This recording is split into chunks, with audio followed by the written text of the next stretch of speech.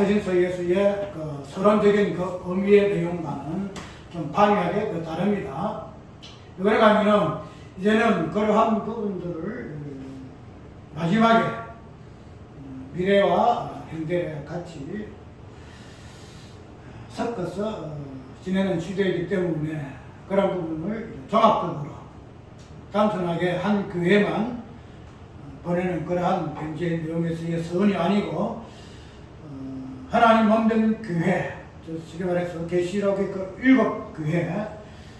7교회를 전체를 통틀어서 서론적으로 인사하는 부분이기 때문에 무슨 갈라디아 교회라든지 고린도 교회라든지 에베소 교회라든지 또 어느 교인에게 그 디모데라는 이런 교인에게 보내는 서원의 어떤 인사와는 좀 다르다 하는 부분을 이야기를 했죠. 어쨌든 서원적인 부분에서 우리가 이 부분을 자꾸 보게 되면은 서론이라는 것은 전체를 설명하는 시작점이고 그 다음에 본론을 이끌어내는 하나의 진행의 어떤 부분이고 결론을 처음으로부터 미리 언급하는 부분에서 서론의 의미가 큽니다. 그렇기 때문에 이 서론에서의 꼭 언급하는 이 부분과는 은혜와 평강, 누구로 인한 은혜와 평강? 우리 하나님과 주 예수 그리스도로 말미암아 은혜와 평강이 있을지어다 이렇게 이야기를 하고 있지요. 그렇기 때문에 교회에 특별히 선적인 부분에서 오늘 계시록에서는 그 은혜와 그 평강의 그 부분들을 선적인 부분에서 이야기하고 있으면 그것이 본론이요. 그런 것들이 마지막에 결론의 어떠함을 드러내는 부분이기 때문에 우리가 이 부분을 가지고 깊이 있게 상고함으로 인해서의 계시록의 그 본론의 내용과 그 다음에 결론적으로 주어질 교회의 하나님의 어떠하심의 그 내용의 의미가 서론에서부터 미리 보여지는 부분으로 우리가 이해를 하게 됩니다. 그래서 은혜와 평강이라는 이 부분에서 오늘 본문 속에서는 어떻게 이야기를 하고 있다고 했죠?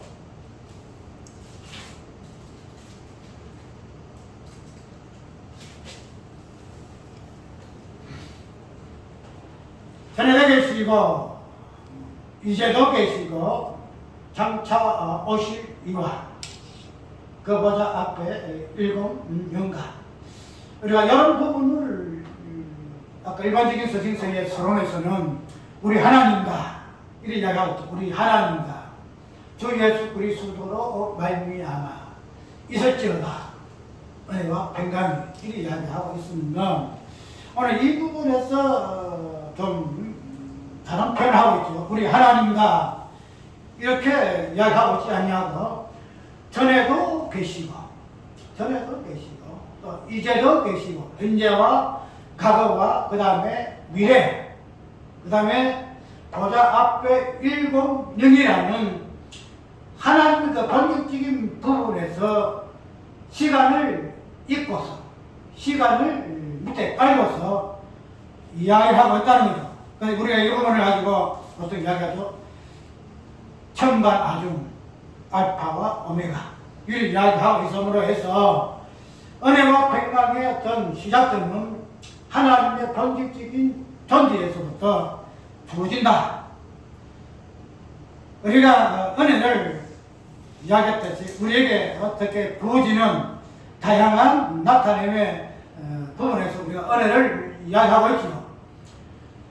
그런 부분을 볼 것 같으면은 다양한 우리의 경험하고 인지하는 부분에서 은혜를 해석할 수 있다는 거죠. 그렇지만은 성경에서 그런 부분을 어떻게 설명하고 있다? 하나님은 어떠하신 분이신가?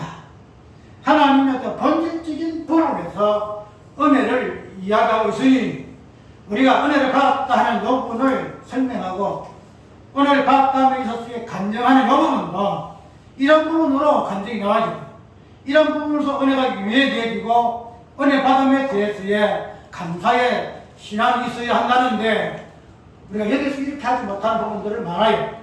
그냥 내가 어떤 감동이라든지 어떤 내 어떤 느낌이라든지 어떤 경험이라든지 이런 부분을 가지고 은혜를 이야기하고 있음을 많이 보는데, 그래서 저를 이야기했듯이 은혜가 부흥에서는 3은혜가 밖에 3일 지나면 그냥 없어지는 그런 은혜의 개념으로 많이 표현하고 있음을 좀 우리가 지양해야 한다. 왜? 분명히 성경에서는 예수 그리스도와 하나님 그로부터 은혜의 개념이 주어지고 있고, 특별히 마지막 하나님 몸된 교회에서의 주어지는 은혜와 평강도 우리 하나님의 미래도 계시고 전에도 계시고 현재도 계시는 모든 시간을 영생의 영원성에서부터의 본질적인 부분으로 시간의 개념 속에서 하나님을 드러냄으로 인해서 은혜는 설명되어지고 주어지고 있기 때문에 우리는 그런 부분에서 하나님의 어떠하심에서 우리는 은혜를 이해를 하고 말할 수가 있어야 한다. 분명히 이야기를 했다. 그래서 전에도 계시고 이제도 계시고 미래도 계시는 그런 부분에서 왜 이런 처음과 나중이라는 하나님과 연결하심, 그리고 우리의 시간이 없음에 대해서의 부분으로 이 부분을 하나님의 은혜의 방편으로 이야기하고 있는가? 그 부분은 오늘 본문 속에서 요한계시록에 어떠함의 여부분이 있다는 거죠. 요한계시록은 과거의 부분을 담고 있어요. 과거의 부분 담고 있고, 현재의 부분도 담고 있고, 미래의 어떤 부분도 담고 있기 때문에 요한계시록은 그냥 미래에 있는 부분 아니에요. 현재의 일을 이야기하고 있고, 과거에 있었던 일을 이야기하고 있고, 미래에 있었던 일을 이야기하고 있기 때문에 그런 부분에서의 과거의 하나님이 어떤 부분인가, 현재 하나님이 어떤 부분인가, 미래 하나님이 어떤 부분인가를 이야기해야 된다는 거예요. 그래서 미래에도 계시고 현재도 계시고 과거에도 계신 하나님으로 서술하고 있다는 거예요. 그런 부분에서 우리는 계시록을 이해를 하고 해석을 해야 한다는 거예요. 단순히 계시라 해서 감춰진 부분으로, 시간적인 부분에서 감춰졌다, 그러니까 계시다, 감춰진 부분이기 때문에 우리가 이 부분을 뭐 이상하게 이렇게 해서 하나하나 적으면서 우리가 해석해내고 발굴을 해내야 된다는 부분에서 계시를 위해서 안 된다 하고 좀 이야기했죠. 예수 그리스도 계시라는 것은 시간상의 어떤 내용의 계시가 아니고 예수 그리스도 그 계시, 하나님이 어떠함을 어떻게 당신이 드러내고 표현을 해오고 그런 부분을 어떻게 우리에게 알게 하시는 부분으로서의 예수님의 본질적인 부분을 계시의 개념으로 이해했기 때문에 예수 그리스도 계시라는 것은 예수님의 어떠함, 예수님의 그 어떠함, 그의 일하신 어떠함, 그 부분을 계시라는 내용으로 설명했기 때문에 묵시록의 내용도 그런 관점으로 해석을 해야 한다. 시간상으로 미완성의 사건을 계시식 관점에서 이해해서 알야 된다라고 이야기를 한 이유가 여기에 있다는 거죠. 그래서 볼 것 같으면 오늘 본문 속에서도 은혜와 평강도 어떠한 미래의 어떤 계시, 앞으로 다가올 내용, 숨겨진 그런 관점에서 풀어질 내용에 대한 내용이 아니고 과거도 있었고 과거도 있었으면 계시가 아니잖아요. 이미 드러났는데 안 그래요? 드러난 거는 드러나지 아니한 부분에서 보따리 안 풀어졌기 때문에 그것이 계시지, 과거에 이미 다 풀어졌는데 무슨 계시냐 이 말이죠. 그렇기 때문에 요한계시록에 있는 그 내용은 과거도 있었던 내용이고 현재도 있는 내용이고 앞으로 있을 내용이긴데, 그런 부분에서 중심되는 것은 뭐냐? 하나님이시다. 그런 부분을 사도 요한은 수론적인 부분에서 일곱 교회에 이야기하고 있다는 거죠.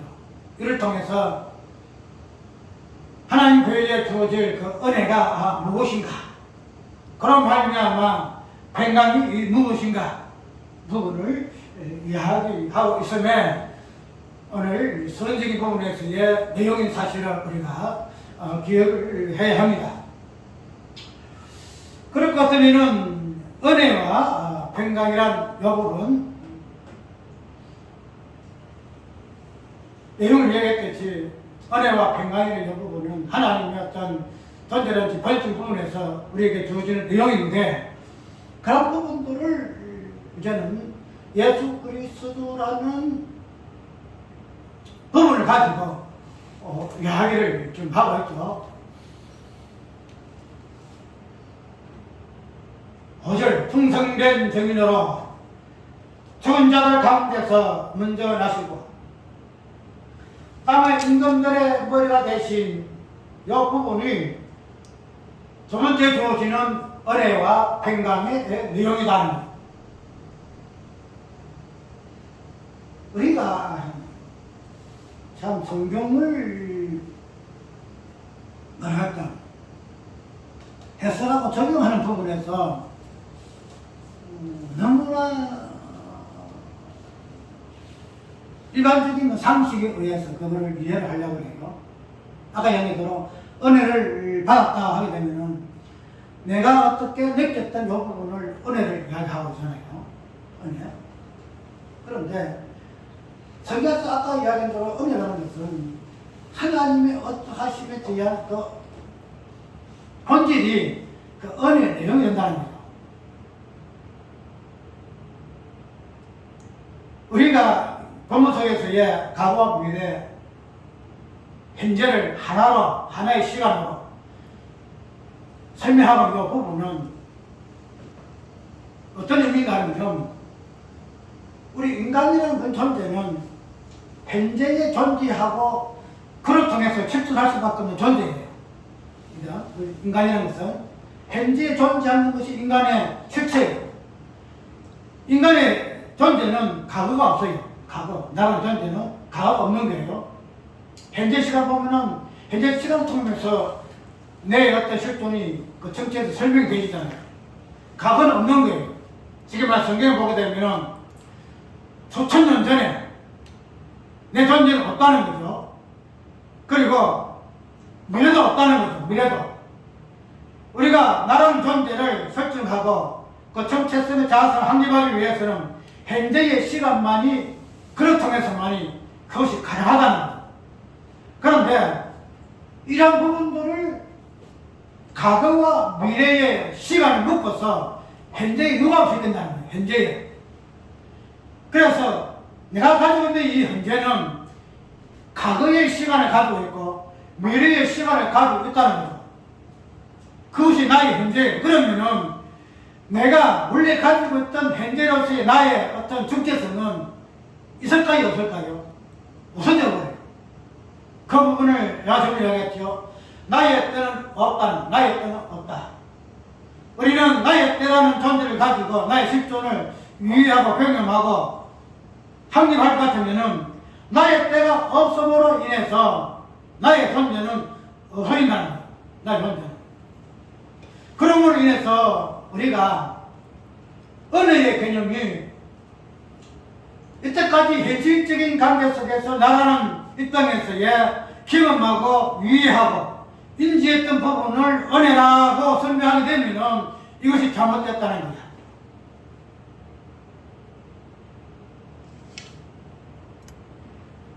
그런 부분에서 우리의 은혜의 개념을 어떻게 유의해야 하느냐 하면은 과거와 현재와 미래의 그 부분을 경험적으로 이해하는 부분을 가지고 이해를 하게 되지는데, 그런 부분에서 우리가 이해할 수 있는 부분은 뭔가 하면은 그 부분에서 앞서 이 부분을 통합해서 알파와 오메가 되신 분이 누구예요? 하나님이시잖아요. 그래서 하나님이라는 존재를 통해서만이 그 시간을 통합해서 주어지는 은혜의 내용을 이해를 할 수 있다는 거예요.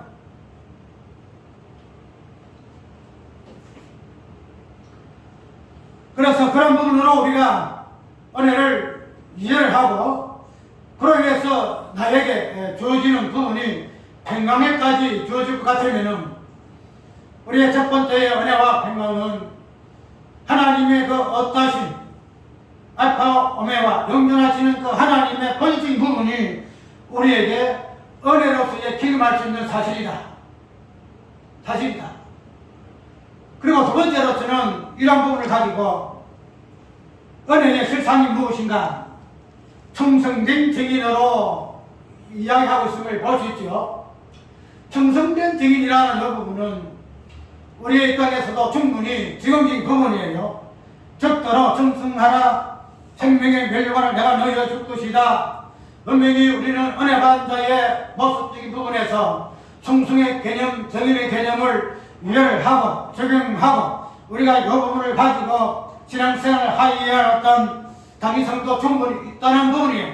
그런데 오늘 본문에서의 은혜와 평강의 본질적인 부분에서 사도 바울이가 계시록의 선에서 이 부분을 어떻게 정리하고 있는가 하면 충성된 증인으로 은혜의 부분을 설명하고 있는데 이 충성된 증인적인 부분에서 무엇을 이야기하고 있는가 하면 충성된 증인이라는 부분은 우리의 입장에서만 이해할 수 있는 부분이 있다는 거죠.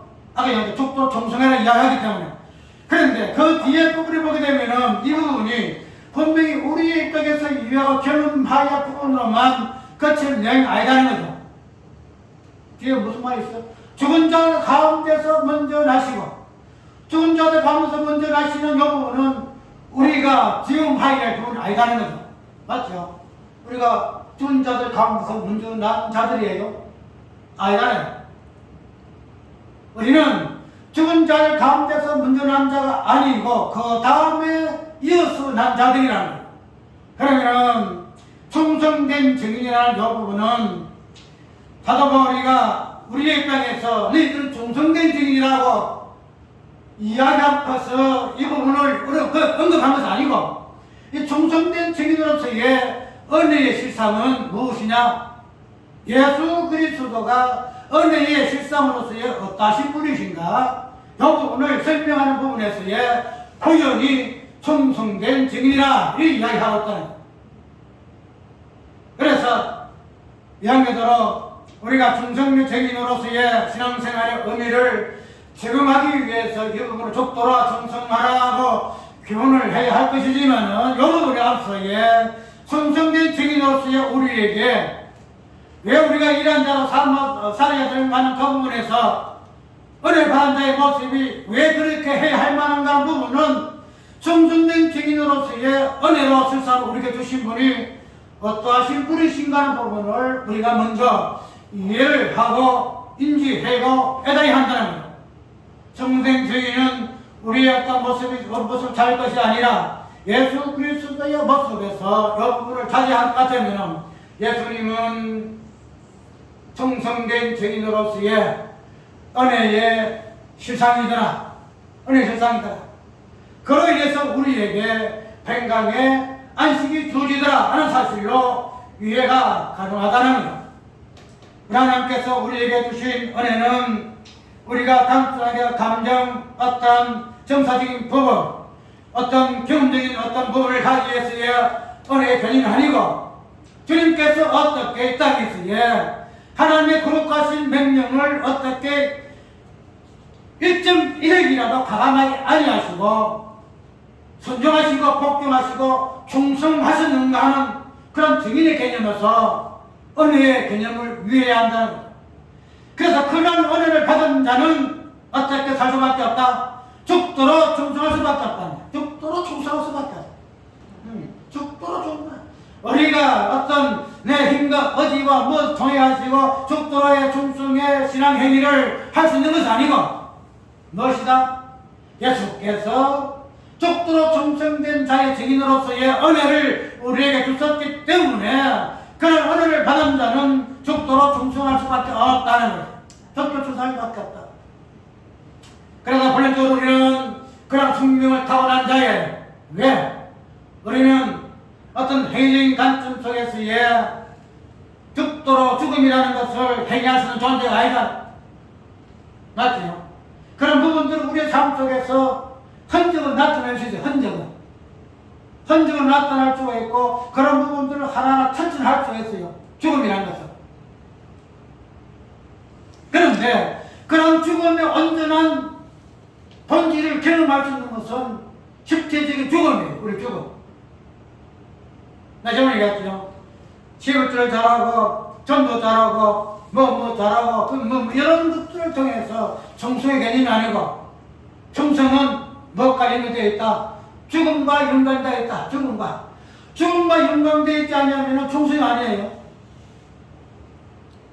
우리가 이야기하자면, 한 달란트 받은 자, 두 달란트 받은 자, 그 것을 가지고, 한 달란트 받은 자는 충성하지 못한 자고, 두 달란트, 그 다음에 5달란트, 이 부분을 가지고 충성한 자와 충성하지 못한 자의 부분을 이야기하고 있는데, 달란트의 어떠한 숫자에 의해서의 충성의 개념이 아니에요. 그거는 본질적으로 두 달란트 받은 충성한 자, 많이 남겼다, 적게 남겼다 하는 부분, 하나도 안 남겼다는 이 부분들은 하나도 남기지 아니하는 부분과 2개를 남겼던 10개를 남겼다는 그 충성의 개념 속에서 완전히 갈라져요. 그 부분은 죽음을 통해서 충성한 자냐, 그것은 달란트를 땅에 묻어두고 하나를 유 남기지 못한 자는 무한자요. 죽음을 통해서 충성하지 못한 자요.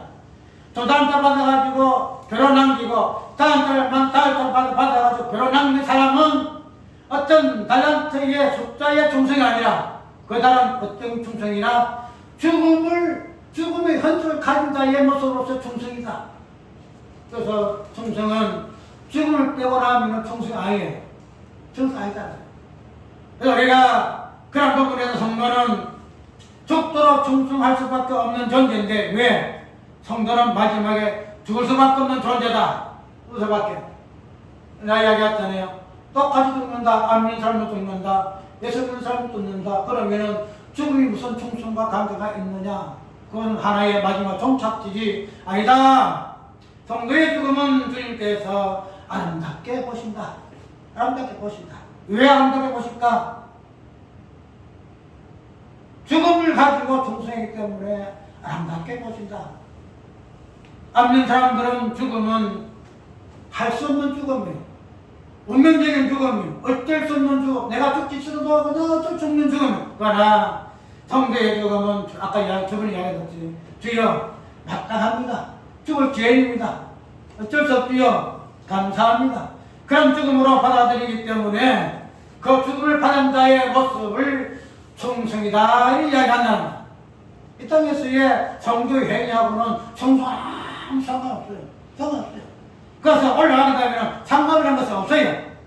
이 사람에 따라서 저 사람에 따라서 상관을 차단으로 주어지는 것은 아니다는 거죠.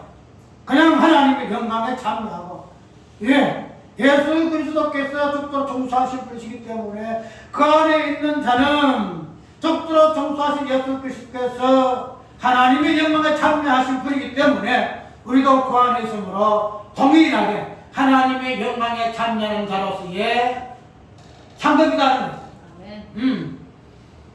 그래서 죽도록 충성된 증인으로서의 우리 몸뚱교회의 은혜의 세상으로 주시기 때문에 우리는 충성된 증인으로서의 은혜되게 할 수 있다는 거예요. 그래서 그런 부분을 여기 보게 되면 계시록에 나타나요. 은혜와 당신이 서론적인 부분에서 나타난 것이 아니고, 어때요?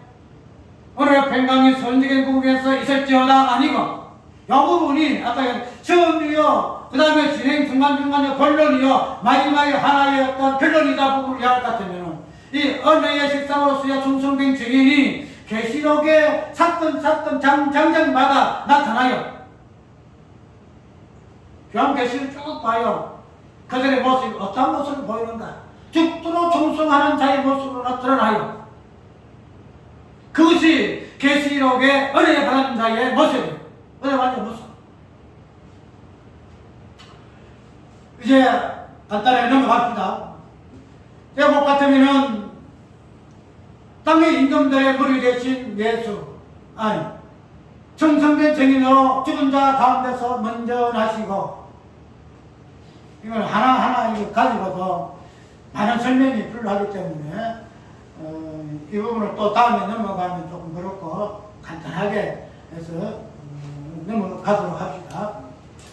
하나님의 은혜의 실상적인 부분에서 충성된 증인에 의해서의 두 번째는 뭔가 하면은 죽은 자들 가운데서 먼저 나셨다라고 이야기하는 거예요. 죽음이라는 중생이라는 것은 죽음과 연관되어 있다는데 죽음을 통해서 중생의 개념이 드러나잖아요. 그런데 그러한 중생된 죽음의 개념에서 끝나는 것은 아니다는 은혜라는 것은 어디로까지 넘어가요? 그 중생된 죽음이라는 관점에서 첫 열매로 다시 부활의 생명으로 드러나게 되어진다는 거예요. 단순하게 죽음의 중성에서 끝나게 되면은 그냥 죽음으로서 끝나기 때문에 일반적으로 말하게 되면은 그냥 우리가 죽어서 그냥 소멸되어지는 그런 부분에서의 죽음으로 상대할 수 있겠죠. 근데 이런 하나의 은혜의 모습은 죽음이라는 요 부분을 중성의 개념으로 우리에게 이해하게 하고 우리에게 주어졌고 이제 이 부분들이 더 뛰어나게 그 죽음을 극복한 부분에서 어떤 모습으로 죽은 자들 가운데서 먼저 나시는 부분으로 은혜가 주어진다는 거예요. 그러니까 우리가 일상적인 죽음에서의 죽음은 우리의 어떤 종착지의 마지막에 죽음에서 그 부분을 이해가 될 수 있으나 그러나 이런 죽음을 우리의 살아있을 때의 죽음과 그 죽음으로서 충성되어지는 부분이 아니고 그 부분에 이어서 그 죽음에서 다시 부활한 그런 부분에서 은혜의 개념이 설명되어지고 주어졌다는 부분이에요. 은혜라는 것은 단순히 죽으면 그만이 아니잖아요. 우리가 교회의 보가 뭐예요? 죽으면 살리라. 죽으면 살리라. 단순히 죽음으로 끝나지 아니에요. 그런데 죽으면 살리라는 이 부분에서의 표현인가하면 죽은 자들 가운데서 먼저 나셨다 하는 부분으로 설명되어져 있다는 거예요. 죽은 자들 가운데서 먼저 나신 주님이 아니어서 이 부분이 우리에게 은혜로 주이지 않았을 것 같으면 우리는 죽은 자들 가운데서 먼저 난 자의 은혜로서 반자의 모습을 살 수가 없어요. 우리가 죽으면 살리라, 죽으면 살리라. 살리라는 부활은 무엇 때문에 가능하죠? 주님께서 죽은 자들 가운데서 먼저 나셨기 때문에 그런 부분이 우리에게 은혜로 주어졌기 때문에 우리는 죽으면 살 수 있다는 거예요. 죽으면 살 수 있다는 거예요. 그 부분이 오늘 은혜의 실상으로 예수님의 어떠하심을 통해서 우리에게 주어진 은혜의 모습으로 설명되어지고 있다는 거죠. 기가 안 합니다. 그 다음에 땅의 임금들의 물이 되신 예수 그리스도, 땅의 임금들의 물이 되신 예수 그리스도. 우리가 땅의 임금들이라는 이 부분은 계시록에 많이 나와요.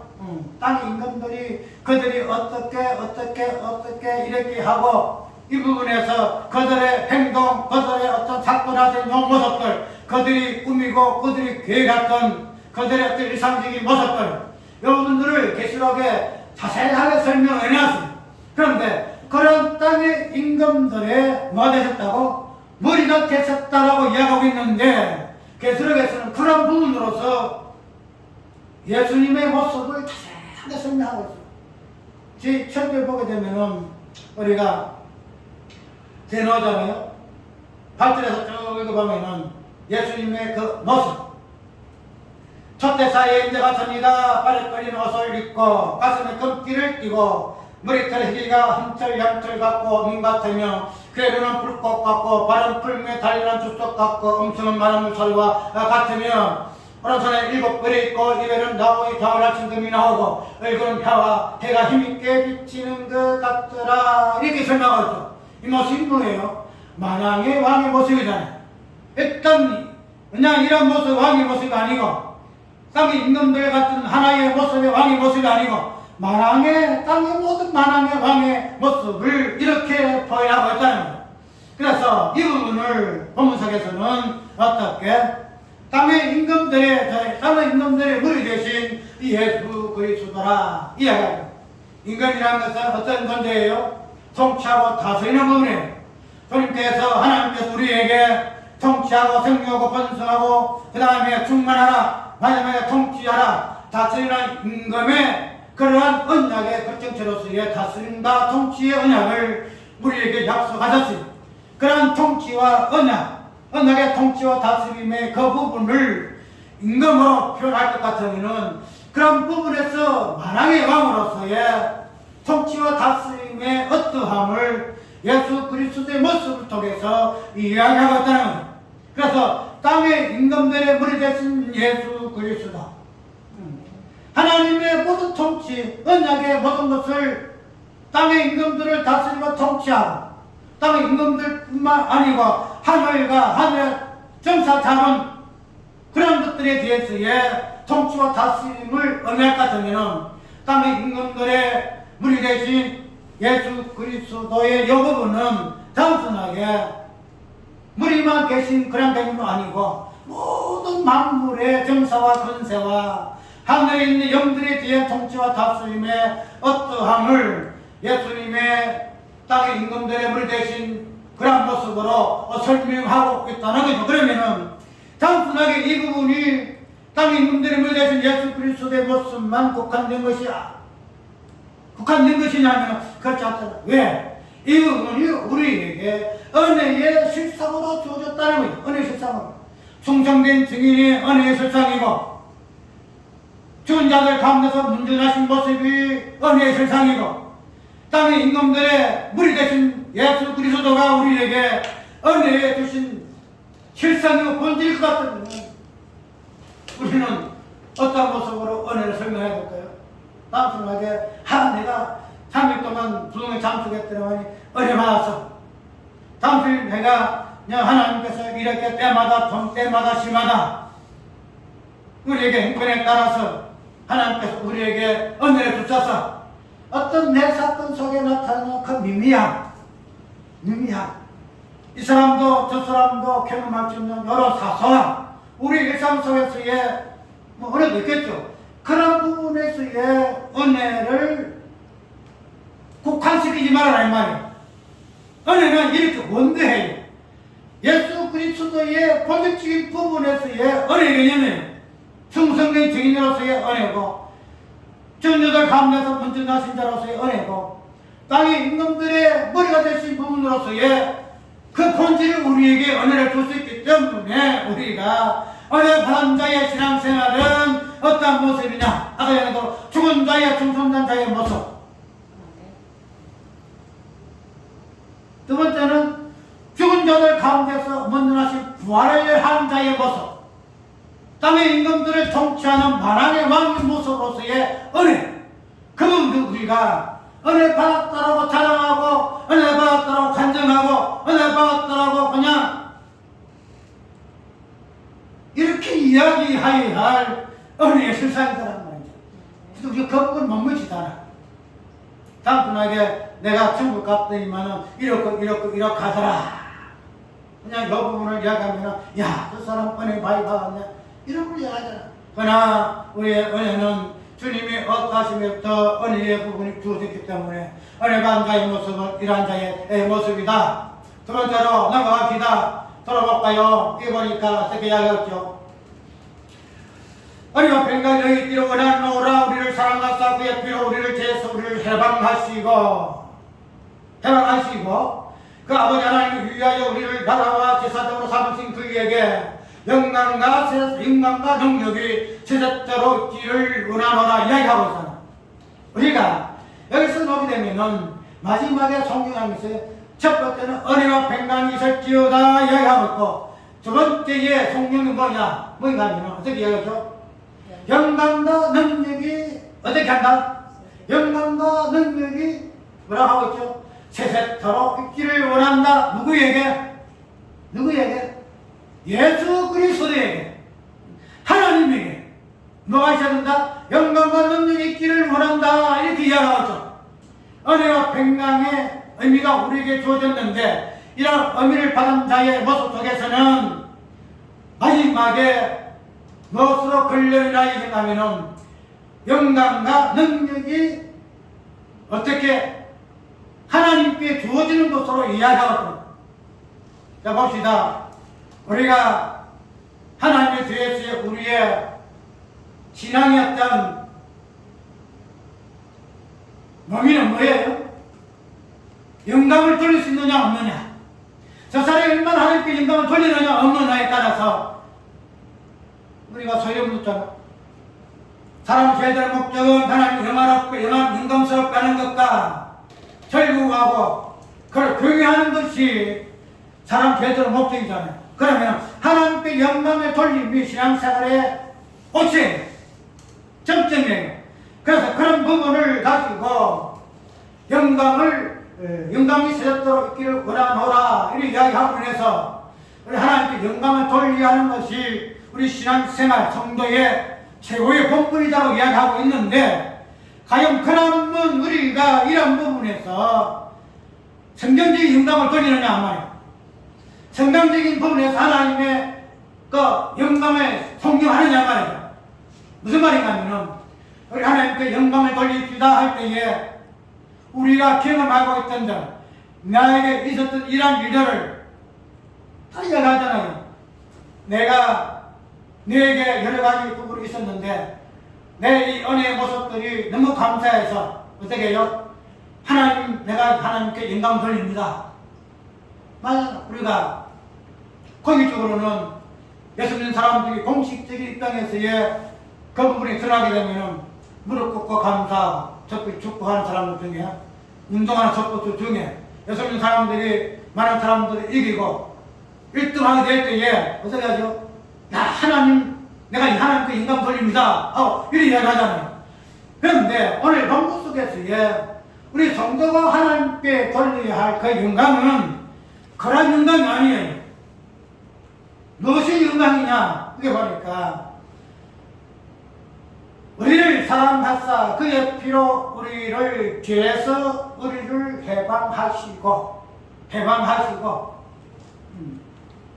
우리를 사랑하셔서 우리 모든 허물을 그 죄에서 우리를 사망의 근시에서 우리를 해방하셨다라고 이야기하고 있습니다.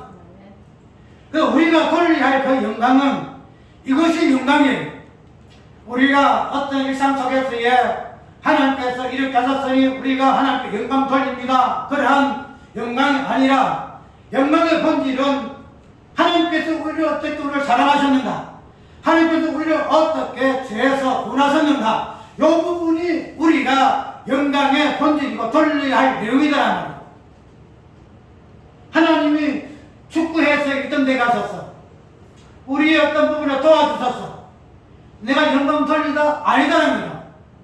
하나님께서 받으시는 영광은 당신이 우리를 사랑하심, 그 사랑하심 속에서 어쩔 수 없이 나타날 수밖에 없는 구원하심, 그 부분이 영광의 내용이더란 말이죠. 그 부분을 가지고 영광을 돌려요? 아니잖아요. 내가 어떻게 함으로 내 어떤 유의하고 내가 그것을 유의하고 내가 이렇게 이런 것을 내가 하나님 영광 돌려야 되겠다라고 그런 부분에서 영광을 돌린다고 우리가 이해하잖아요. 그러나 하나님이 받으시는 영광은 우리가 우리의 내용을 가지고 어떻게 하면 영광되는 아니단 말이죠. 당신이 우리를 사랑하심이 다시 받으신 영광의 내용이단 말이죠. 당신이 우리에게 베풀어 주신 구원하심이 당신이 받으시는 영광의 내용이단 말이죠. 그래 우리가 우리의 내용 가지고 영광을 돌려서 당신이 받으시는 그런 내용이 영광이 아니고 당신이 우리에게 베푸신 당신 일하심이 뭐다? 당신이 영광 받으시는 내용이다라 이 말이에요. 그런 부분은 우리가 얼마나 영광을 돌릴까? 사람을 대해야 되는 목적이 무엇일까의 의미를 두고 그런 부분에서 우리가 지금 관점에서 영광을 돌립시다라고 했느냐 말이죠. 알잖아요. 단순히 우리는 하나님 앞에 구원받았다. 분명히 오늘 본문 속에서는 우리를 사랑하심으로 우리를 그 사랑하심 속에서의 우리를 구원하심으로 당신이 영광 받으실 내용을 미리 선치하시고 앞으로의 선치하시고 성취하시고 미리 이루시고 그 부분을 우리에게 주어서 영광 돌리게 하셨다는 거예요.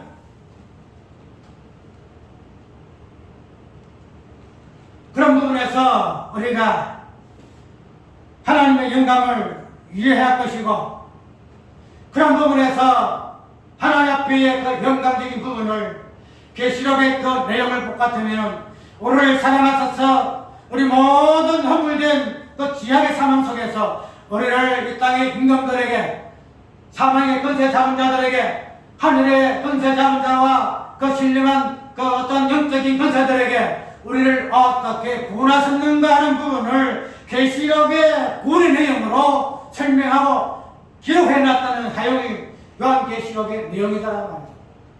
그래서 이런 부분을 보게 되면 요한계시록의 4장, 5장의 내용들이 많습니다. 한번 읽어볼까요?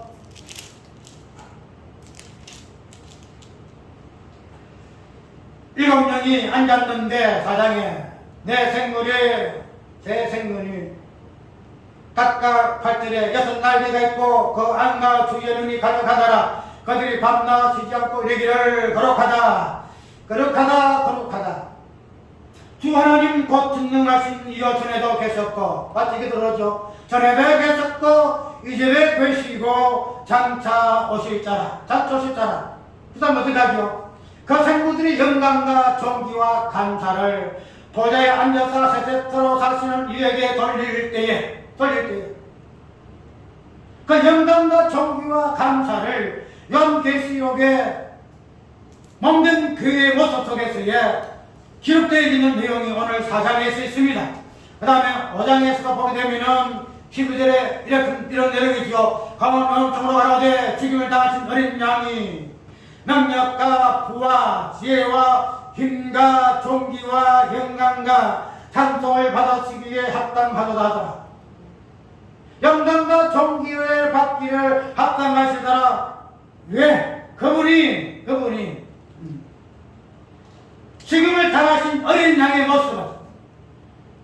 모습이 예수 그리스도 때문에 그분에게 영광과 존귀를 돌릴 수밖에 없다는 부분은 죽임을 당하신 예수 그리스도의 그 어떠함이 당신이 받으시는 영광의 모습이다라는 말이에요. 우리에게 있는 이런 일상의 모습이 영광과 존귀가 아니에요.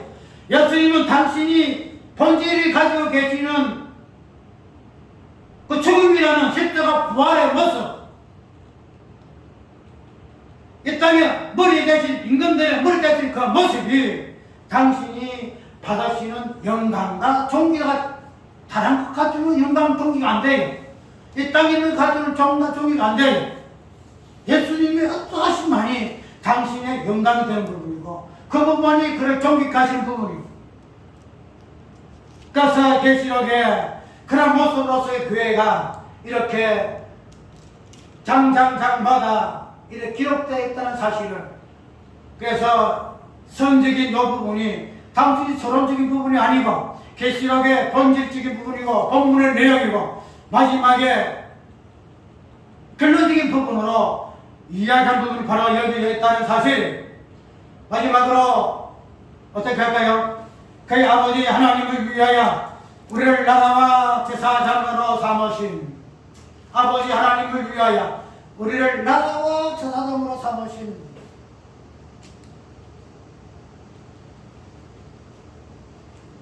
피로 우리를 제사 해방하신 그 다음에 그의 아버지 하나님을 위하여 우리를 나라와 제사장으로 삼으신 그 부분들이 영광과 능력과 존귀의 내용이 되어진다는 거죠. 우리를 해방하신 이 부분이 아니고 우리 피로 제사신 부분에서만 거치는 것이 아니고 우리를 나라와 제사장으로 삼으신 이 부분들이 당신의 영광과 존귀의 내용이 된다고 분명히 이야기하고 있는데, 우리를 나라와 제사장으로 삼으신 그 이유를 찾아야 하는 원론적인 부분에서 어떻게 표현하고 있습니까? 그의 아버지 하나님을 위하여, 그의 아버지 하나님을 위하여 우리를 위함이 아니라는 거죠. 우리가 하나님 나라의 제사장이 되고 그의 백성이 되어진 이 부분에서 정의 부분에서 우리는 그 나라에 되었다. 우리는 그의 백성이요, 그의 백성, 왕같은 제사장이요. 분명히 이야기함으로 해서 우리는 영화로운 존귀를 입은 제 제사장으로 이야기를 하고 있으나 이런 부분들이 우리는 우리에게 중요하잖아. 하나님이 우리에게 이렇게 하셨어. 하나님이 우리에게 제사장이 되게 하셨어. 우리에게 중요하잖아. 그런데 오늘 보면서 보게 되면 우리를 나라가 되게 하시고 천국이 되게 하시고 제사장이 태어났을 그 목적적인 부분에서 누구를 끄집어냅니까? 하나님을 끄집어냅니다. 우리가 나라가 되신 이유도, 우리가 제사장이 된 이유도 하나님을 위하여 그렇게 되어졌다 이야기합니다. 하나님을 위하여.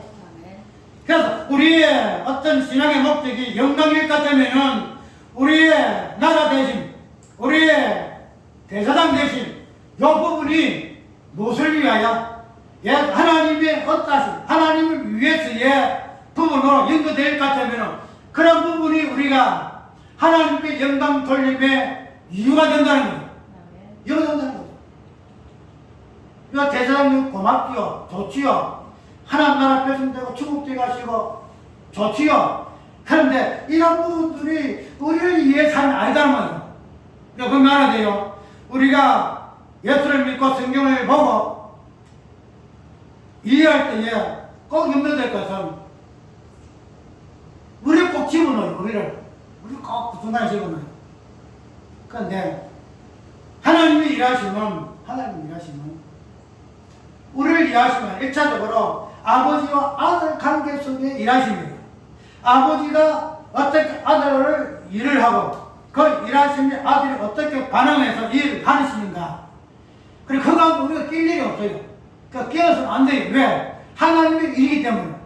성부와 성자의 일하시기 때문에 그거는 우리 인간이 끼어서 절대 안 되는 우리가 이 부분에서 구원이라는 이 관점을 그것을 대입시켜서 하나님이 어떻게 하나님을 구원하실 수 없지 않냐. 맞죠? 하나님이 어떻게 하나님을 구원을 해? 구원하기 위해서는 죄와 사망 가운데 있는 자신의 백성을 위하여 구원해야 될 것이 아니냐 해서 그 부분을 대입을 다 시켜버려요. 그런데 구원이라는 것은 하나님의 모든 본질적인 부분을 성부와 성자의 관계가 어떻게 형성이 되어지고 그 부분이 관계화되어지는가 부분들을 구원이라는 개념으로 표현으로 의미화시킨 것이고 설명하는 것이 구원이에요. 그렇기 때문에 물론 구원을 이야기할 때도 잠시 죄와 사망 가운데서의 맞아요. 그거는 우리가 자체로 땅에 있는 개념이기 때문에 그건 충분히 맞는데 그러나 그러한 구원의 관점을 땅에 있는 우리의 관점 속에서의 이렇고 되고 저렇고 되고 있었어의 그 부분으로 구원을 이해해서는 안 된다는 거죠. 어렵죠? 구원이라는 것은 1차적으로 우리의 관점에서의 이해할 수 있는 부분은 아니에요. 어떤 관점에서? 성부와 성자의 관계 속에서의 그 부분이 무엇인가? 그것이 어떻게 성부가 하나님이 성부 하나님으로 성자 하나님으로 관계할 수밖에 없는가? 성령 하나님으로 관계할 수밖에 없는가? 이 부분이 우리 인간들에게 내려올 때는 구원이라는 개념으로 나오더라 이 말이야. 근데 우리가 그런 부분으로서 구원을 이해하지 못하고 그냥 우리의 관점 속에서 구원은 죄와 사망에서의 어떻게 하시는 구원이기 때문에 그 구원을 그런 것으로 해석을 하게 되지니까 그래요? 그런 부분으로서의 성경을 보게 되니까 성경 모든 이 부분들이 어떻게 해요? 우리의 관점 속에서 해석이 되어진다. 왜 말하는가 하면 아까 전에도 나라가 되게 하시고 제사장 되게 하시는 여운이 우리가 하나님 앞에 받은 은혜를 이야기하고 하나님께 우리 베풀어 주신 하나님의 의하심 거룩한 것이다. 그래서 내가 나라가 되었다고 이야기하기 때문에 우리는 그런 부분으로서 어떻게 한다? 내가 하나님께 영광을 돌려야 한다 하는 부분에서 그 영광의 그 의미의 그 종교의 의미가 은혜를 받았으니 이제는 나의 속에서 내 삶 속에서 내가 일구어내고 내가 적출내고 내가 소산해낸 그 열매를 통해서 하나님께서 하나님께 영광을 돌렸다라고 이렇게 이야기하는데 아예게도록 하나님은 나라 되게 하시고 제사장 되게 하시는 것은 우리를 위해서 한 것이 아니다 이 말이죠. 우리를 위해서 한 것이 아니야. 우리를 위해서 분명히 우리는 우리의 유익을 위해서 하나님 우리에게 당신 모든 것을 베풀어 주시고 마지막에 아들까지 주셨다고 이야기해요. 맞아요. 그런데 근원적인 부분을 볼 것 같으면은 뭐를 나라되게 하시고 죄 살면서 구원하시고 충성된 증인 되게 하시고 땅의 인들의 명령의 물의 통치 다스림에 언어 정치적이 되게 하신 그 부분은 하나님 자신이 하셨던 하나님 자신이었습니다. 여러분이 이런 부분을 가지고 우리가 이렇게 하자 저렇게 하자 이렇게 하자 저렇게 하자 이런 식으로 그냥 건면하고 강조하고, 하나님은 우리를 나라 되시 제사장 되게 하신 그 목적은 우리를 위함이 아니다. 우리를 위함이 아니다. 무엇을 위해? 자기 자신을 위함이다. 자기 자신을 위함이다. 그런 문제를 꼭 깨달아요. 그를 해야만이 나라는 존재가 되지. 나는 존재다. 양에들어 내가 나라 되게 하시고 나를 하나님 백성 하나님의 제사장 되게 하실 그 목적은 당신을 위해 하십니다. 그런 부분들이 영광을 돌리기, 영광과 농력을 돌리기 위하신 것 같으면 그 나라 되기 위함이, 제사장 되기 위함이 나의 어떤 속에서야 내가 이걸 기뻐하고 즐거움이 아니라 이것이 하나님께서 당신을 위함, 당신을 스스로 위하시기 위해서 나를 일한 자로 삼으셨으니 감사하여야 할 이유가 뭐예요?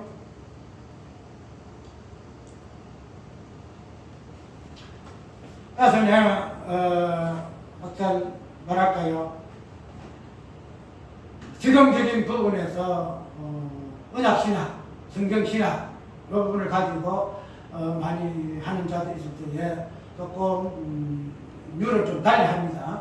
류를 달리 하는데 어쨌든 이런 류를 달리 하면서 보편적인 어떤 성경의 관점하고 좀 많이 틀리지만 우리가 성경을 자세히 살펴보고 똑같으면은 결코 어긋남이 아니에요.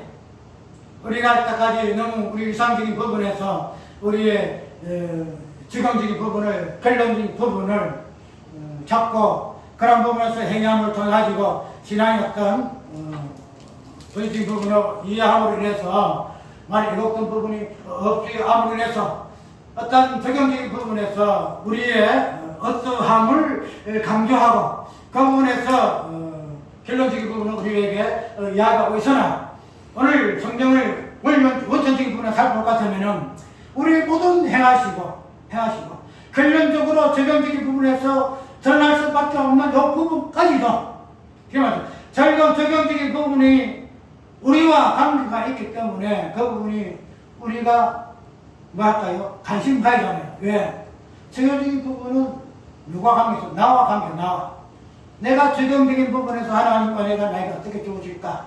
내가 적용되어지게 되면 내가 어떻게 행동하고 어떻게 행위해야 할까? 부분은 나기 때문에 그런 부분에서 우리는 관심을 많이 가지고, 그러나 가정되도록 우리에게 주어지는 모든 일들, 말씀의 교훈과 권면, 그 내용 등 그런 부분들을 우리의 어떤 적용적인 부분에서 우리의 어떤 부분에서 끝나는 것이 아니고 이 부분이 마지막에는 어디가 돌아요? 하나님으로 다시 돌아가요. 하나님으로 돌아가요. 그게 뭐예요? 영광 돌림이더라. 영광 돌림이더라. 그래서 우리를 로마서에서는 우리를 영화롭게 하신 거예요. 야정하시고 알게 하시고 부르시고 어렵게 하시고 영화롭게 하신 부분은 당신을 위해 사시는, 당신을 위해서 그 아들을 위해 사시는 거예요. 우리를 영화롭게 하셨으니 우리가 얼마나 감사, 이 부분에서 나를 영화롭게 하셨으니 얼마나 감사 아니다란 말이죠. 하나님 자신을 위해서 우리를 불렸었고 어렵게 하시고 견인하시고 마지막에 영화롭게 하셨다라고 이해할 것 같으면은 그 나라를 삼으신 이유, 그의 제사장 되게 하신 그 이유도 오늘 본문에도록 그의 아버지 하나님을 위하여 하셨다. 그것이 예수 그리스도와 성부 하나님과 성부 하나님의 그 관계성이에요. 이것을 계속해서 이 땅에 행하신 모습이에요. 오늘 우리는 이 부분에서의 영광과 존귀와 능력을 돌릴 수 있어야 한다는 바로 사도 요한도 죽으신 어린 양의 모습 속에서의 영광과 존귀를 돌리실 다니신 그 이유를 발견하고 우리가 하나님 앞에 영광과 존귀를 돌립니다 할 것이 오늘 영광과 존귀가 돌려서야 할 계시록의 내용 같으면 오늘 우리도 그런 7교회에 속한 교회에서의 모습에서의 우리의 본질적인 내용을, 의미를 여기서 찾아왔다. 우리 마지막에 우리의 모습은 분명히 영광과 존귀의 내용이에요. 그걸 인해서 우리의 신앙의 행위는 마감되어져야 돼요. 영광과 존귀가 돌림이 우리 행위의 마지막 모습이에요. 그래서 성경 전체에 계시 보면은 하나님의 사건마다 영광을 돌리고 감사, 존귀를 돌리는 그런 모습으로 쭉 내용이 되어 있다는 거죠. 그러면 오늘 본문 속에서의 사도 바울이가 은혜의 세상을 이야기하고 그로 인해서의 평강을 이야기하고 그로 인해서의 영광과 존귀의 널림이 어떤 의미라는 것을 우리에게 본문을 밖에 이야기하고 있으니 우리 계시록을 공부하는 가운데서의 우리가 몸된 교회가 달려 걸렸던 그 영광과 존귀의 내용이 일할 것 같으면 오늘 우리 교회의 영광과 존귀도 마지막에 지향하고 결론적으로 아멘하고 성취해야 할 영광과 존귀도 이런 내용으로 영광과 존귀가 되지 않는다는 거예요. 내게 어떻게 잠깐 해서 영광이 아니다는 거예요. 예수님이 이렇게 하셨던 영광과 존귀의 모습이 우리에게까지 그대로 은혜로 주어졌기 때문에 그렇게 될 수밖에 없는 것이 우리 교회의 모습이다라는 거예요. 우리 교회의 모습. 이제 이것만 하고 마칩시다. 세 번째에 살펴볼 부분이에요. 마지막에 어떤 내용으로 되어 있어요? 보니까 내가 계시록을 전체적인 관점에서 이 부분을 설명하는데 보니까 어떻게 이야기하죠?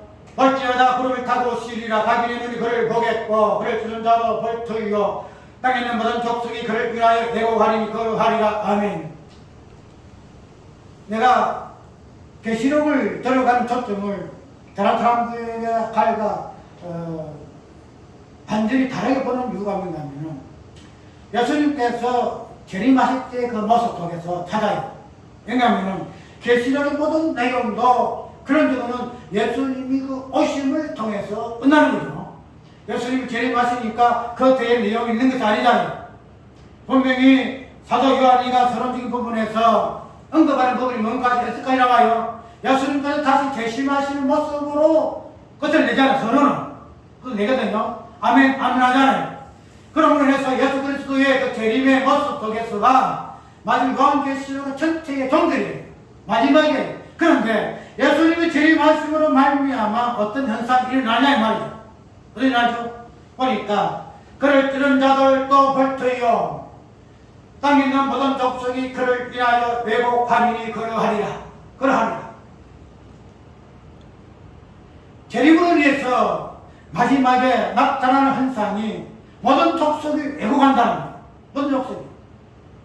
모든 족속이 왜곡하게 되면은 모든 만물이 왜곡한다는 거예요. 분명히 예수님은 예배를 보게 되면은 다시 오시는 예수는 죄와 상관없이 오실 것이다. 분명히 이야기하고 있잖아요. 죄와 상관없이. 그런데 오늘 예수님이 재림하심을 통해서의 모습 보게 되면은 모든 족속이 왜곡한다는 거죠.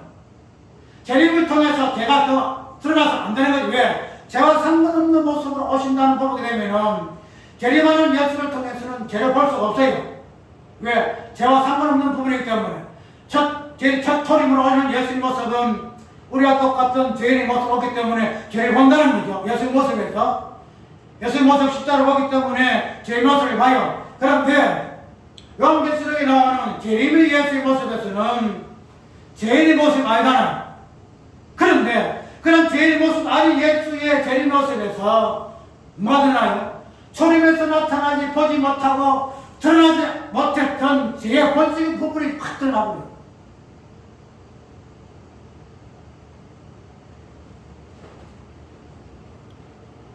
그런 본질적인 부분은 예수님의 그 십자가와 그 사건의 의미에서 정확하게 드러나지만 그런 사건화된 그런 죄의 모습 속에서의 그 본질이 예수님이 그 다시 오시는 모습 속에서 완전히 투영되는 거예요. 왜냐하면 예수님이 오신 모습은 어떤 모습 한다고 했죠? 다시 올라가실 때의 모습 그대로예요. 올라갈 때. 갈릴리 사람들은 주야야 너희가 하늘 쳐다보느냐? 너희가 올라간 이 예수는 너희가 본 그대로 다시 오실 것이다. 다시 오실 것이다. 성천 재림의 예수님은 십자가의 그 사건과 연결되어 있잖아요. 그래서 올라가는 그 모습이 십자가에 죽으신 예수의 모습이고 그것이 성천의 모습이에요. 그러면 그런 모습으로 다시 온다는 것은 재림 모습도 예수님의 그 성천의 사건 속에서의 그 모습을 그대로 투영하고 있다는 거죠. 십자가의 모습을 그대로 투영하고 있다는 거죠. 죄와 상관없이 온다는 이 부분은 다시는 그 죄로 인하여서 죽지 않겠다. 다시는 십자가라는 이 사건을 육체적인 모습 속에서 지어나지 않겠다는 뜻이지. 그 죄의 본질을 드러내는 예수님의 그 초림과 재림의 모습 속에서는 알게 말이야. 그 우리가 그런 모습을 보고 재림 모습 속에는 죄와 상관없는 자로 모습이 오기 때문에 우리가 죄와 상관없는 자가 되지 않겠느냐 이렇게 이야기한다는 거죠. 알라는 거야. 예수의 죄와 상관없는 모습은 아까 이야기하도록 죄와 상관없는 모습은 예수님의 인간의 연약한 모습, 십자가를 죽을 수밖에 없는 육신의 모습 속의 모습을 이야기하는 거예요. 그러나 두 번째는 예수님께서 십자가에 죽으셨기 때문에 이제 끝이에요. 그 성취가 돼요. 다 이룬 거예요. 그리고 두 번째는 이런 재림 모습 속에서는 다시 죽으시는 예수의 모습 볼 수 없어요. 그래서 제가 상관없이 온다는 말을 얘기했잖아요. 그런 부분에서 볼 것 같으면은 예수의 재림의 모습은 초림에서의 십자가 사건에서 드러난 그 사건화된 그 모습, 십자가 죽는 모습 속에 예수의 모습 드러난 그 제 모습을 살아있어서의 다시 오신 예수 모습 속에서 그 부분을 이제는 다 드러낸다는 거예요. 왜? 십자가 사건은 묵시의 개념 맞아요. 분명히 과거, 현재, 미래. 왜? 우리 과거의 죄와 우리 현재의 죄와 우리의 미래의 죄도 예수 그리스도께 죽은 십자가 사건 속에서 이미 소멸된 거예요. 없어진 거예요. 상받은 거예요. 그런데 이제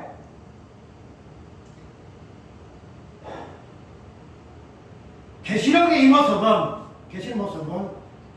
미래의 모습을 보고 있죠. 미래의 모습. 미래의 사건적인 속이 있다는 거죠. 그러면은 우리가 예수님의 그 초림을 보겠다면은 분명히 시간 속에 있잖아요. 초림이라는 이 부분을 알고 있잖아요. 이후 현재를 보게 되면은 과거의 일이다 이 말이죠. 분명히 그러나 가라는 시간 속에 있다는 사건이다 이 부분이죠. 그러면은 이제 다시 오시는 재림의 그 예수의 모습은 초림에서의 제가 드러난 이 부분을 미래의 그 사건의 완성된 관점에서 과거의 초림 속에서 나타나는 그 죄의 부분들은 과거의 시간 속에서의 모습이다 말이죠. 그런데 다시 오시는 그 예수의 재림 모습에서의 나타나는 죄의 모습은 무슨 모습이에요? 미래의 모습을 보는 사건이다 말이죠.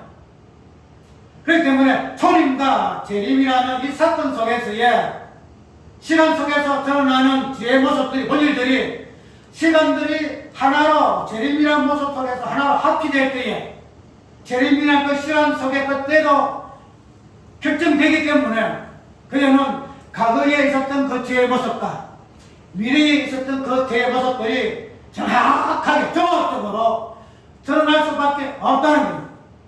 그렇기 때문에 저는 십자가 사건을 통해서도 실험하고, 십자가 사건 속에서도 그것을 비웃고 조롱했던 많은 사람들이 십자가 사건을 통해서도 죄를 알지 못하던 자들도 어떻게 돼요? 다시 오신 예수의 재림의 사건을 통해서 그들의 죄를 깊이 통찰한다는 거예요. 깊어. 근원적인 죄의 모습들을 초림에서는 알지 못했어요. 그래서 십자가 못 박아요. 십자가 못 박힌 예수를 통해서 그들은 어떻게 돼요? 죄를 몰라요. 믿는 자도 그렇고 믿지 않는 자도 그렇고 죄를 몰라요. 당신이 백성들은 택한 백성들은 그 위에 죄를 깊이 청찰하지만 믿지 아니하는 자, 특별히 만물도 죄를 몰라요. 그래서 지금도 저를 알지 못하기 때문에 예수 믿지 아니한 자들은 어떻게 해요? 예수를 몰라요. 예수를 몰라. 십자가 빡빡이 예수가 어떤 분인 줄을 알라 몰라요. 예수가 보던 죄인의 모습이 자신의 모습인 걸 모른단 말이에요. 인간의 만물의 원장이 되는 인간이 죄를 모를 것 같으면 그 만물의 영장의 통치를 받는 만물이 어떻게 죄를 알겠냔 말이에요. 죄를 몰라요. 그래서 어떻게 돼요? 만물이 지랄 발광. 응? 하나님 분명히 하나님 운행 법칙을 줬잖아요. 하나님 운행 법칙을. 낮이 있고 저녁이 있고 그래서 구름이 있고 수위가 있고 그래서 하나님께 정하신 법칙대로 만물이 어떻게 해요? 돌아가잖아요. 운행 법칙을 따라 하늘과 땅이 돌아가잖아요. 그런데 지금 가끔 보게 되면은 자연 현상적인 부분으로 통해가지고 뭐 두둑밭은 되냐 지진이 일어나기도 하고 어떻게 돼요? 번개가 치기도 하고 뭐 뱉었다. 그런데 그런 자연적인 모습 속에서 지금은 하나님께서 조화롭게 정해놓은 그러한 자연의 질서와 법칙이 끼어지는 부분들을 본다는 거죠. 만물은 하나님께서 정하신 법칙대로 운행하는 것이 그들이 하나님 말씀에 순종하는 자연의 이치예요. 그런데 그들이 그러한 자연 이치에서 벗어나서 자연 죄를 일으키는 모습은 자연 만물이 그들이 고통하는 그 죄의 흔적들이다 이 말이죠. 그래서 로마서 보게 되면 만물이 탄식하잖아요. 탄식함으로 인해서 그들도 그 죄의 영향 속에서 어떻게 몸부림치는 가운데서 자연재해가 일어나는 거예요. 그런데 그러한 죄의 어떤 흔적들이 마지막에는 어떻게 돼요? 예수님이 그 오심으로 인해서 반전하게 드러나요. 죄를 부정하고 예수가 어딨냐 하는 않는 사람들도 재림의 예수 보고 어때요? 그를 찌르는 자도 볼터요 찌르는 자도 모든 족속이 회복할 것이다. 성령이 나타나서 각 족속에게 말하심을 따라서 방언으로 말씀하셔서 예수 그리스도가 선포되어지기 때문에 이제는 그런 말씀의 선포를 통해서 예수를 부인했던 모든 자들에게 그들은 죄가 무엇인가 하는 이 부분들을 예수께서 다시 오심을 통해서 모든 만물을 안에 있는 죄와 만민의 그 족속들을 죄를 드러내 가신다는 것이 모든 족속이 그를 보고 애고할 것이다. 찌른 자도 애고할 것이다 하는 표현으로 설명하고 있다는 거예요. 그래서 계시록에 나타난 예수 그리스도의 재림은 모든 그런 일, 창조로부터 그 창조가 완성되어지는 인간의 모든 만물의 세대에 본질적인 부분을 드러내는 시점이 재림의 때다. 그런 때를 통해 그런 관점을 보게 되면 요한계시록은 단순하게 이럴 때니까 어떻더라, 나팔을 부니까 어떻더라, 그 다음에 대접이 어떻더라, 마귀가 어떻더라, 그런 이상, 영, 한상, 이런 부분들을 가지고 이것은 이런 것이야, 이것은 저런 것이야. 나는 계시를 보면서 그런 것다운 짓을 가지고 해석하고 하는 난 어이가 없어요. 계시록을 보게 되면은 예수님이 다시 오심을 통해서 그 내용 계시록의 내용이고 결정적인 부분일 것 같다면은 그 요한계시록에서 하시고자 하는 그 의미가 무엇이냐? 한상이 무엇이고 이것이 숫자가 어떻고 뭐가 이름이 어떻고 만두 다리 어떻고 유명한 목사 다 그런 거 가지고 장난쳐요. 그러나 요한계시록뿐만 아니라 성경 전체가 뭐냐? 제가 무엇인가? 이때까지 감추었던 모든 만물의 죄와 인간의 죄가 무엇인가 하는 부분을 성경 전체를 통해서 드러내고 마지막에 요한계시록의 마지막 성경책을 통해서 근원적으로 드러내는 것이 목적인데 왜 너희들은 그것을 죄를 보지 아니하고 당신의 죄를 보지 아니하고 내가 이렇게 참 논리적으로 하나하나 해서 교회가 무엇이고 일이 무엇이고 무엇이고 해서 내가 얼마나 항상 예언, 잘 푸느냐, 논리적으로 푸느냐 끼워 맞추느냐? 그걸 자랑하느냐 말이야. 자랑하지 마라. 그럼 자랑 앞에 있는 당신의 죄를 이야기하라. 죄를 이야기하라. 요한계시록의 내용이 예수 그리스도 초림의 모습이에요. 예수 그리스도 재림의 모습이에요.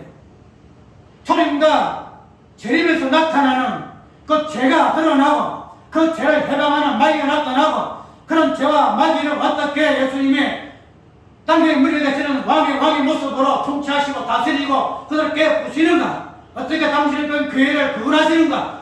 그런 부분들을 십자가 부활이라는 사건을 통해서 보여지는 내용인데 자기들이 여기서 십자가 부활을 보느냐 이 말이에요. 엉뚱한 장난하지 마라. 속단으로 하지 마라. 660이 어떻고 14만 4천이 어떻고 이 논리적으로 이렇게 풀고 뭐 구약 연기 속에 대입해서 속단으로만 하냐 하지 마라. 그렇게 해서 옳다 할지라도 본질적인 부분에서 죄가 무엇인가 의가 무엇인가 부분을 드러내진 그런 부분에서 내용이 없을 것 같아요. 그거는 말짱 두루먹이다. 말짱 두루먹이다. 그래서 내가 요한계시록을 할 때에 눈 감고 있습니다. 그래 맞아 뭐 수탁풀 잘하네. 그래 구약에 그래 다음에 그 에서 그리 이야기 했지. 반자 한자 두자 반자 얼마다 13만 3만 어쩌다 666이 어쩌다 큰 인이 어떻고 뭐 세입 어떻고 나팔이 어떻고 여러분들 가지고 설명할 때요. 그래 맞아. 그런데 선인 하나 있어. 왜 그 없어 싶다가 부활이 없어요. 그 왜 죄가 없어? 그 부분에서 왜 나라는 대입 못해? 그 부분에서 좀 눈이 박아줬으면 좋겠다. 그것은 얼마나 좋을까? 그런 것들을 이야기하더라도 근본적인 부분에서 요한계시록의 의미가 본질 핵심 무엇인가 하는 부분은 그래서 다시 십자가에 주신 어린 양대에서 예수 그리스도를 처음부터 끝까지 이야기를 해야 합니다. 그래야만이 여기서 답이 나온다는 겁니다. 이런 애곡하리라 전지 부분에서의 마지막에 제가 어떻게 드러나고 예수께서 십자가에서 죽으신 이 부분들의 그 죄와 그런 부분들이 재림을 통해서 어떻게 드러나서 모든 만물이 감췄던 죄가 인간들로부터 인해서 모든 만물이 어떻게 드러날 수밖에 없는 부분에서의 예수 그리스도 그 재림을 이야기하고 있음을 가지고 깊이 있게 성찰하는 부분들이 우리에게 있어야 한다. 그래 이걸 깔고 이야기해. 이걸 깔고. 그래서 내가 요한계시록의 출발을 예수 그리스도 계시라는 부분을 잘못 해석하게 되고 어떤 시간적인 개념으로 가져가게 되면 시간의 어떤 속속에서의 미래에 속하기 때문에 시간적인 개념 속의 미래의 개념으로 해석할 수밖에 없다. 그래서 잘못된 부분을 해석하게 지었다는 언급한 이유가 바로 여기에 있음을 우리가 기억하시고 오늘 서론적인 부분에서 사도 요한이가 일곱 교회 당시 명된 교회의 어떤 관점에서 서론적인 부분에서의 은혜와 그 변각 그 다음에 영광과 존귀를 돌려야 할 그 부분에서의 그 본질이 무엇인가 그 부분에서 교회가 어떻게 이 소명을 감당하여야 할 것인가 하는 부분들을 설명할 있음을 우리가 한번 살펴보았습니다. 아까 이야기하도록 우리 교회는 성령의 말아가심을 따라서 성령의 방언이 몸된 교회의 다양한 모습으로 본질적인 부분으로 언어가 교회라는 모습, 언어라는 말의 어떤 지어로서 주어진 것이 아니고 교회라는 본질적인 그리스도의 몸으로서 성령이 말을 하셨다. 그래서 이런 부분을 우리는 요한계시록의 내용도 성성경 증인이라는 이 관점 속에서도 그런 부분으로 우리가 이해를 하고 사도 바울이가 뜻하고 근면한 일곱 교회의 다양한 그 근면과 근면도 그런 관점에서 우리가 이해하고 우리가 아멘하여야 할 것으로 기쁘상한 시간 되시기 바랍니다. 네.